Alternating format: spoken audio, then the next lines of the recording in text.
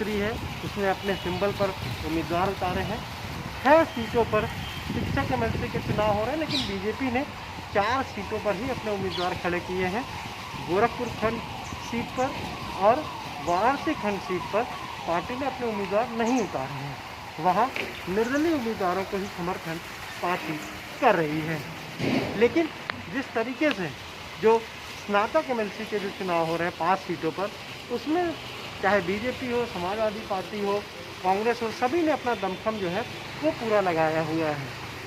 स्नातक एमएलसी चुनाव के लिए सबसे ज़्यादा नामांकन मेरठ में हुए, 32 लोगों ने यहाँ नामांकन किया।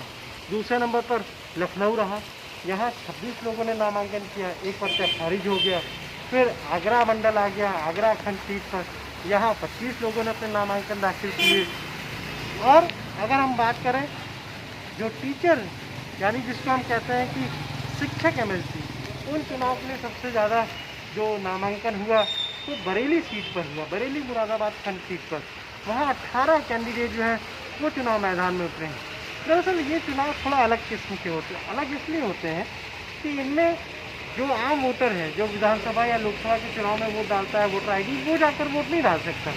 इन चुनाव के 1 साल पहले एक हम कहें तो अधिसूचना जारी होती है और उसमें वोटर बनने का प्रस्ताव मांगा जाता है। यानी जो शिक्षक है, जो 10वीं या उससे ऊपर के स्कूलों में पढ़ा रहा है, 3 साल का एक्सपीरियंस है, वो शिक्षक एमएलसी चुनाव में वोटर बनता है। और जो ग्रेजुएट है, 3 साल पुराना ग्रेजुएट है, वो जो है ग्रेजुएट एमएलसी चुनाव में वोटर बनता है। तो बाकायदा एक लिस्ट तैयार होती है और उसी के आधार पर वोटर लिस्ट जब तैयार हो जाती है तो वोटिंग के दिन वो लोग जाकर वोट करते हैं। अब अगर लखनऊ की बात कर लें, तकरीबन 31-32 हज़ार के आसपास शिक्षक कुल वोटर हैं और वही जो है वो एमएलसी का चुनाव करेंगे।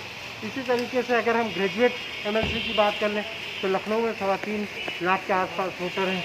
उनमें जितने लोग वोट डालने जाएंगे उसमें सबसे ज़्यादा जिसको वोट मिलेगा वो विजयी होगा। लेकिन हाँ, ये ज़रूर है, ये 11 सीटें महत्वपूर्ण हो जाती हैं। महत्वपूर्ण इसलिए हो जाती है 2022 के विधानसभा चुनाव से पहले ये जीत और हार बताएगी कि जनता किसे पसंद कर रही है। कैमरा से पंकज निगम के साथ अनमोल शुक्ला, ABP गंगा, लखनऊ।